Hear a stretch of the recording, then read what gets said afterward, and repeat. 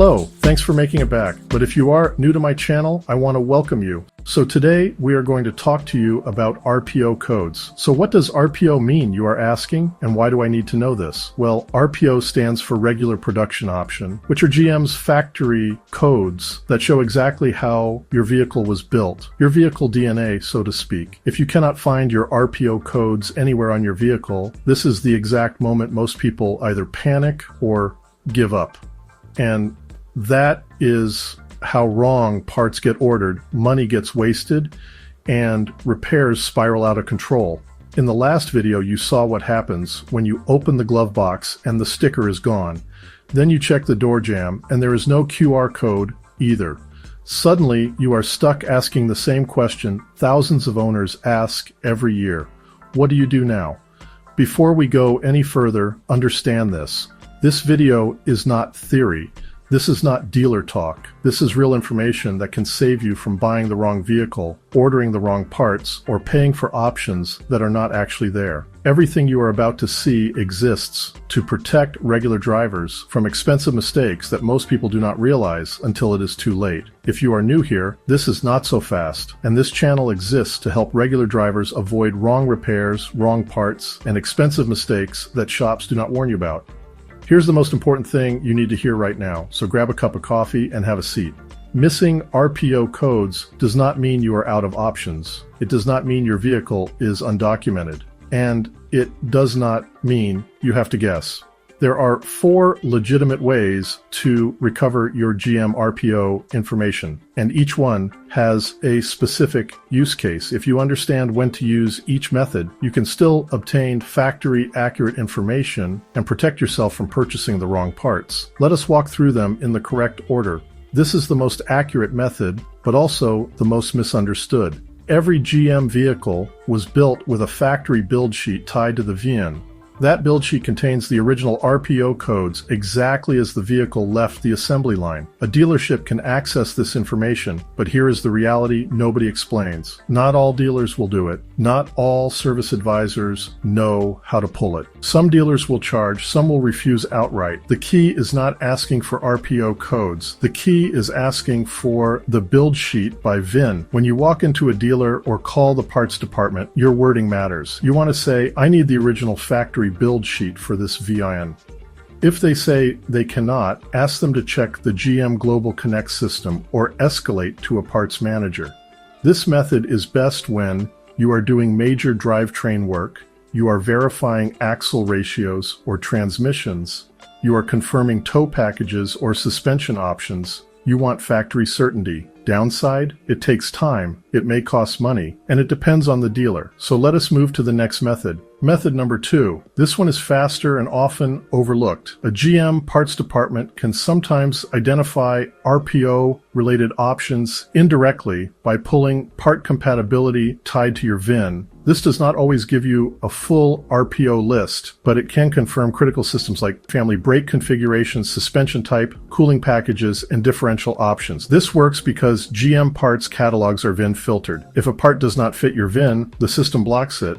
This method is best when you are replacing suspension components, you are doing brake work, you need to verify drivetrain compatibility, you already know what repair you are doing.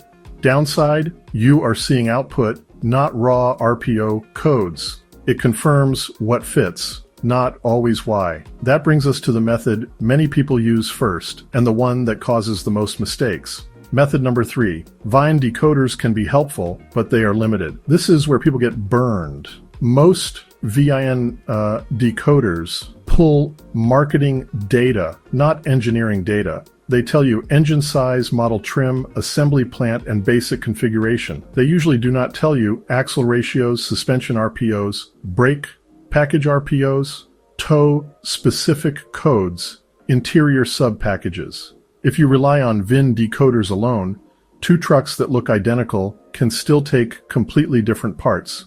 VIN decoders are best used for basic vehicle identification and confirming engine, family, cross-checking trim claims, catching obvious mismatches. They are not a substitute for real RPO decoding. Now let us talk about the method nobody wants to use. but every experienced tech understands. Method number 4. This is the last line of defense, and it is extremely powerful when done correctly. Even without the RPO sticker, your vehicle still physically carries its configuration, axle tags, casting numbers, transmission pan shapes, suspension components, brake caliper designs, shock mounting points. These are not guesses. They are mechanical fingerprints. This method is best when you are dealing with older vehicles, records are unavailable, stickers are gone, the vehicle has been modified, you suspect mismatched parts. Example, 2 Escalades, same year, same trim, one has auto-ride suspension, one does not. Without RPO codes, the shocks may look similar, but they are not interchangeable.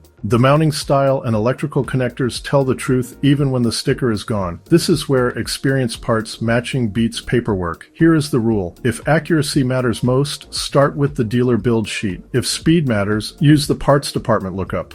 If you need context, use VIN decoders cautiously. If nothing else is available, trust the physical components. Most people make mistakes because they rely on only one method. Smart owners cross-check. And here is the part most people never think about. Missing RPO stickers are extremely common on used vehicles. They fall off, they get removed, they get damaged during interior work. That does not mean the vehicle is undocumented. It simply means you need to know how to recover the information properly. If you take nothing else from this video, remember this. Do not guess, do not assume. Do not order parts based on appearance alone. Now, let me explain why this matters before you buy a vehicle, because this is where people get fooled without realizing it. When you shop for a new or used GM vehicle, you are not buying what the badge says. You are buying what the RPO codes confirm. 2 vehicles can look identical. Trim names are marketing. RPO codes are engineering. A truck advertised as having a tow package may have a hitch installed, but without the correct axle ratio, cooling package, or transmission RPO, it is not actually equipped to tow what the seller claims. An SUV advertised as having premium suspension may look correct, but without the correct suspension RPO, you could be buying a base system with aftermarket parts added later. This is where buyers lose leverage. Without RPO codes, you cannot verify axle ratios that affect towing and fuel economy, transmission versions that affect reliability, suspension systems that change repair costs, brake packages that affect safety, factory options versus aftermarket additions. A missing or altered RPO sticker removes transparency. That does not automatically mean fraud, but it does mean you must verify.